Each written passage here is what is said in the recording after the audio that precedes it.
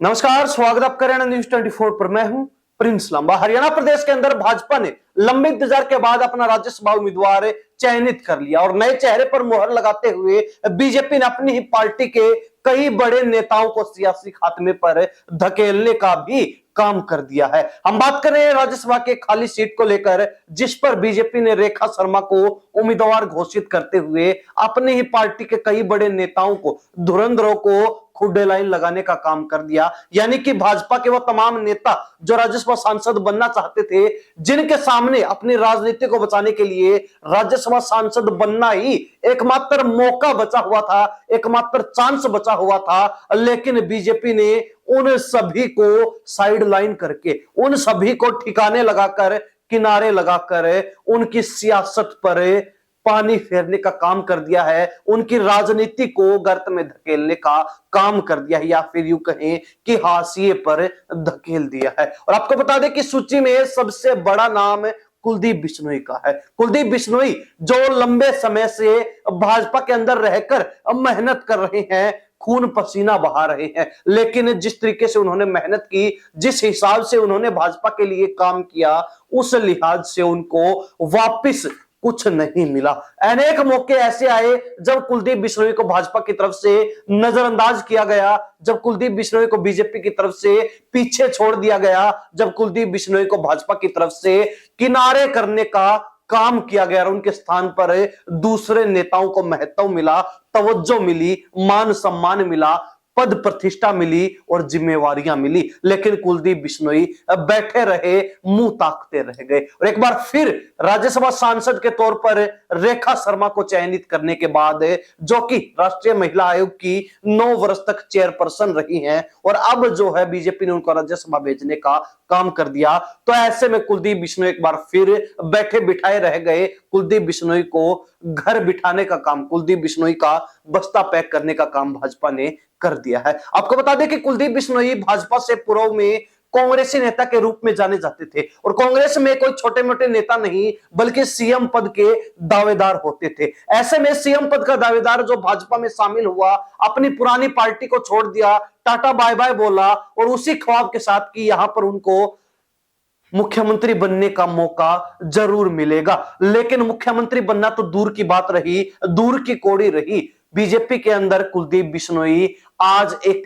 कार्यकर्ता बनकर रह गए हैं, विधायकी तक प्राप्त नहीं कर पाए। ऐसा पहली बार हुआ है कि आदमपुर सीट के ऊपर बिश्नोई परिवार चुनाव के अंदर मात खा गया हो, चुनाव हार गया हो, और 5 दशक के बाद ऐसा अब देखने को मिला, जब कुलदीप बिश्नोई के बेटे भव्य बिश्नोई ने बीजेपी की टिकट पर आदमपुर सीट से चुनाव लड़ा और उनको कांग्रेस प्रत्याशी के सामने मुंह की खानी पड़ी, हार का सामना करना पड़ा। यानी कि 5 दशक के बाद बिश्नोई परिवार का जो अभेद किला था, जो अडिग विधानसभा सीट थी, जहां पर शुरुआत से ही बिश्नोई परिवार का दबदबा रहा, वो दबदबा खत्म हो गया, वो अभेद किला ढह गया, वो राजनीतिक विरासत कुलदीप बिश्नोई की खात्मे की तरफ चली गई। अब आपको बता दें कि ऐसे कौन से मौके रहे हैं जिन पर कुलदीप बिश्नोई को नजरअंदाज किया गया है। इससे पूर्व में जब लोकसभा चुनाव थे, उस समय कुलदीप बिश्नोई ने पूरा जोर लगाया, भाजपा के सामने अपनी इच्छा जाहिर की कि वो लोकसभा चुनाव लड़ना चाहते हैं। हिसार सीट से अगर उनको प्रत्याशी बनाया गया तो वो चुनाव भी जीतेंगे और पार्टी के झोली में सीट डालने का भी काम करेंगे। लेकिन उनकी बातों को नजरअंदाज किया गया, उनको उस समय भी टिकट नहीं मिली और उनके स्थान पर रणजीत चौटाला को चुनावी मैदान में उतारा। परिणाम क्या रहे वो सबके सामने है। इसके बाद जब उनके बेटे भव्य बिश्नोई को नायब सैनी की पिछली सरकार में मंत्री बनाने की बारी आती है, तो उस समय नायब सैनी की सरकार में भी उनको मंत्री नहीं बनाया गया। कुलदीप बिश्नोई ने बड़े हाथ पैर चलाए, भागदौड़ की, नायब सैनी की सरकार में अपने बेटे को मंत्री बनाने के लिए तमाम राजनीतिक गोटियां सेट करने का काम किया, लेकिन फिर भी मंत्री नहीं बना पाए और मात्र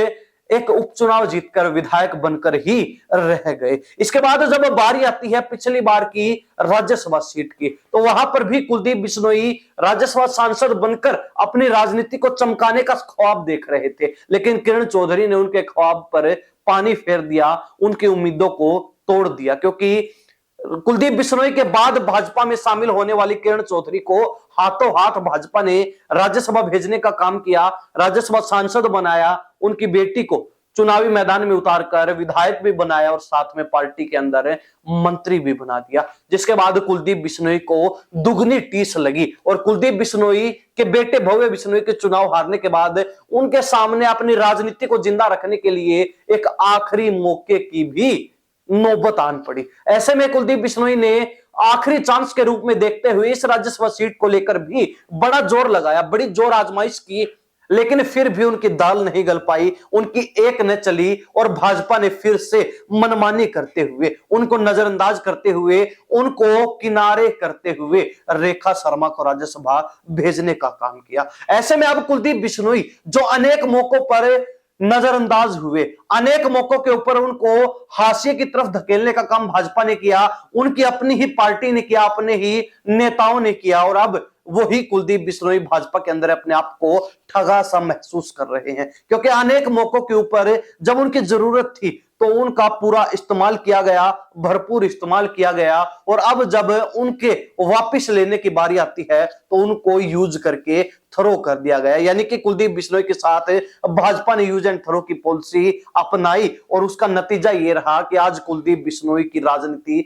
खात्मे की कगार पर पहुंच चुकी है, खत्म होने की कगार पर आ चुकी है। ऐसे में कुलदीप बिश्नोई जो लगातार चर्चा में रहे हैं कि वो भाजपा के साथ बगावत करके वापसी कर सकते हैं, कांग्रेस के अंदर अपनी पुरानी पार्टी में जा सकते हैं। हालांकि अब तक ऐसा कुछ देखने को मिला नहीं है, ऐसा कोई संकेत देखने को मिला नहीं है, लेकिन होने को राजनीति में कुछ भी हो सकता है। संभावनाओं पर राजनीति आधारित होती है और संभावनाएं कब करवट ले जाएं ये कोई नहीं जानता। ऐसे में कुलदीप बिश्नोई का मन पढ़ना तो हमारे बस की बात नहीं, लेकिन इतना जरूर है कि जहां तक चर्चाएं चल रही हैं तो सबका मानना है, राजनीतिक जानकारों का भी यही कहना है कि अब भाजपा को कुलदीप बिश्नोई की ज्यादा जरूरत है नहीं, और अगर कुलदीप बिश्नोई फिर भी भाजपा में बने रहते हैं, जमे रहते हैं, टिके रहते हैं तो अपनी राजनीति को ही खत्म करने का काम करेंगे, उनको यहां पर कुछ नहीं मिलने वाला है। अब देखने वाली बात रहेगी कि कुलदीप बिश्नोई राज्यसभा सांसद ना बनने के बावजूद भी अब अपने आप को किस तरीके से भाजपा में देखते हैं।